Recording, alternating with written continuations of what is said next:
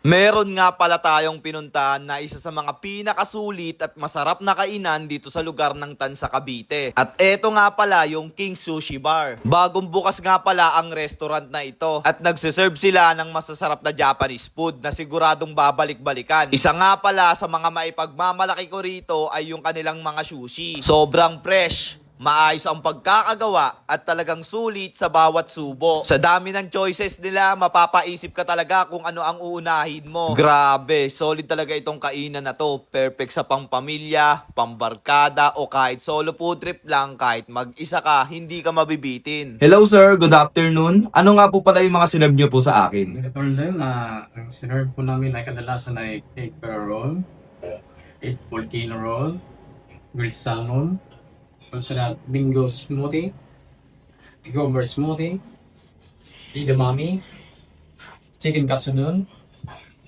seafood tonkatsu ramen, chicken miso ramen, sweet and sour tuna, and the last is creme and one is a spicy calamari.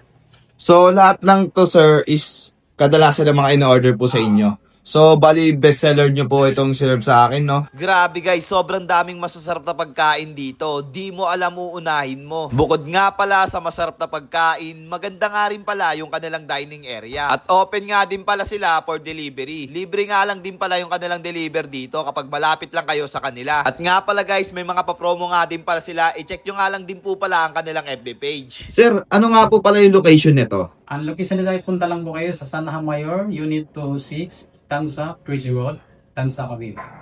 Tapos sir, ano yung pinaka-landmark nila para mas mabilis makita? Tingnan niyo po yung Inwao e-bike beside only. Ayun. Tapos meron naman kayong nawi-waste naman kayo sir, no? Tapos Google Maps, no? Tapos type lang po, King's Sushi Bar. Yun lang po, no? Tansa Cavite, tama po. So yun na nga guys, no? Dito lang sila matatagpuan sa may tabi ng MWOW. Inwao. Okay. Tapos, anong oras po pala kayo open, sir? Open kami ang 11 in the morning till 10 in the evening. Yun. Okay po, sir. Thank you po. Grabe, panalo sa mga food. Ang ganda ng pagkakagawa. Sobrang appealing sa mata. Plus points pa yung sushi na nakadisplay sa barko. Ang cute at ang astig. Masarap at sulit talaga ang ramen nila dito. Ang mismong nagluluto ay galing pa sa ibang bansa. Kaya siguradong authentic ang lasa. At dagdag pa dyan, karamihan sa mga sangkap na ginagamit nila ay imported din. Kaya talagang ramdam mo ang kalidad sa bawat kain. Sobrang nabusog talaga kami ng tropa ko dito at siguradong babalik-balikan namin to dahil sa kalidad at sarap ng kanilang mga pagkain. Busok po.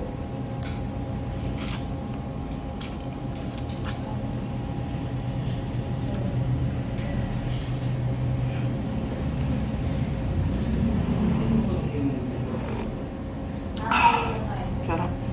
Lamig din.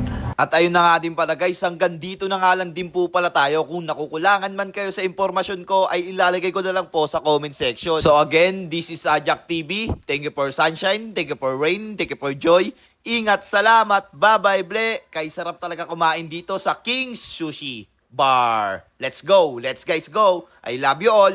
Mwah!